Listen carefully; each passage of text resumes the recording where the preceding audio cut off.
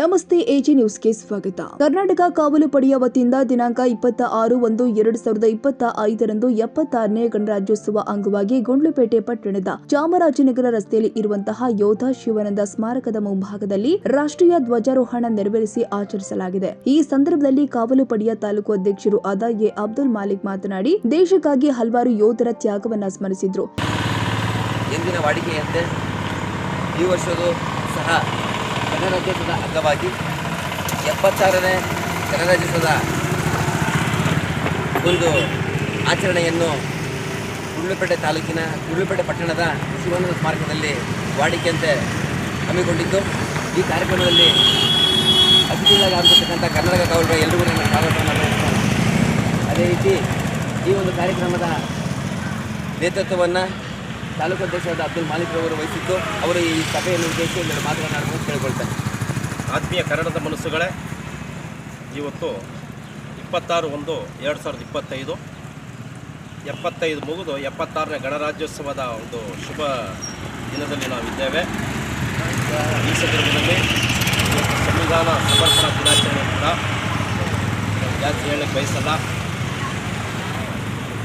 ಹಲವಾರು ಕಾರ್ಯಕ್ರಮಗಳು ಚಾಮರಾಜನಗರ ರಸ್ತೆಯಲ್ಲಿರ್ತಕ್ಕಂತಹ ಅಬ್ದುಲ್ ವಕೀಲ್ ಸಾಬ್ ರಸ್ತೆಯಲ್ಲಿರ್ತಕ್ಕಂತಹ ಶಿವಾನಂದ ಸ್ಮಾರಕದಲ್ಲಿ ನಾವು ಸತತವಾಗಿ 14 ವರ್ಷದಿಂದ 3 ಕಾರ್ಯಕ್ರಮ ಕೊಡ್ತಾ ಇದ್ದೇವೆ.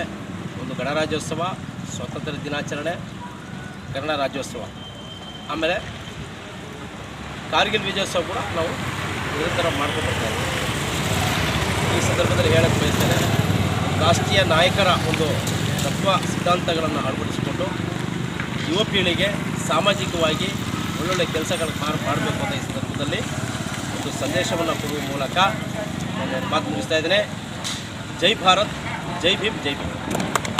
ಇದೇ ವೇಳೆ ತಾಲೂಕು ಕಾರ್ಯದರ್ಶಿಗಳು ಆದ ಎಸ್ ಮುಬಾರಕ, ತಾಲೂಕು ಗೌರವಾಧ್ಯಕ್ಷರು ಆದ ರಾಮೇಗೌಡ, ತಾಲೂಕು ಸಂಚಾಲಕರು ಆದ ಕುಂಜುಟ್ಟಿ, ಟೌನ್ ಉಪಾಧ್ಯಕ್ಷರು ಆದ ಸಾದಿಕ್ ಪಾಷಾ, ಟೌನ್ ಸಂಚಾಲಕರು ಆದ ಮಿಮಿಕ್ರಿ ರಾಜು, ಮೊಂಟಿಪುರ ಮಾದಯ್ಯ, ರವಿಕುಮಾರ್ ಸೇರಿ ಸಾರ್ವಜನಿಕರು ಹಾಜರಿದ್ದರು.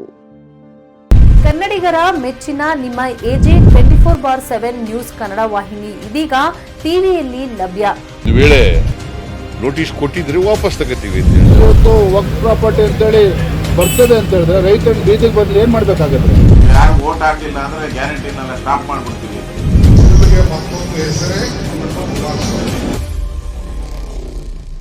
ಕರ್ನಾಟಕ ಮತ್ತು ದೇಶ ವಿದೇಶ 360 ಡಿಗ್ರಿ ಸುದ್ದಿ ಹಾಗೂ ಉತ್ತರ ಕರ್ನಾಟಕ, ಬೆಳಗಾವಿ, ಬಾಗಲಕೋಟೆ, ಧಾರವಾಡ, ಹಾವೇರಿ, ಗದಗ, ಬಿಜಾಪುರ ಜಿಲ್ಲೆಯ ಕ್ಷಣ ಕ್ಷಣದ ವಿವರವನ್ನ ಪಡೆಯುವುದಕ್ಕೆ ಎಜೆ 24/7 ನ್ಯೂಸ್ ಕನ್ನಡ ವಾಹಿನಿಯನ್ನ ಲೈಕ್ ಮಾಡಿ, ವಿಡಿಯೋಗಳನ್ನ ಶೇರ್ ಮಾಡಿ, ಕಮೆಂಟ್ ಮಾಡುವ ಮೂಲಕ ನಮ್ಮ ವಾಹಿನಿಗೆ ಸಹಕಾರ ನೀಡಿ ಮತ್ತು ಚಾನೆಲ್ ಅನ್ನ ಸಬ್ಸ್ಕ್ರೈಬ್ ಮಾಡಿ. ಧನ್ಯವಾದಗಳು.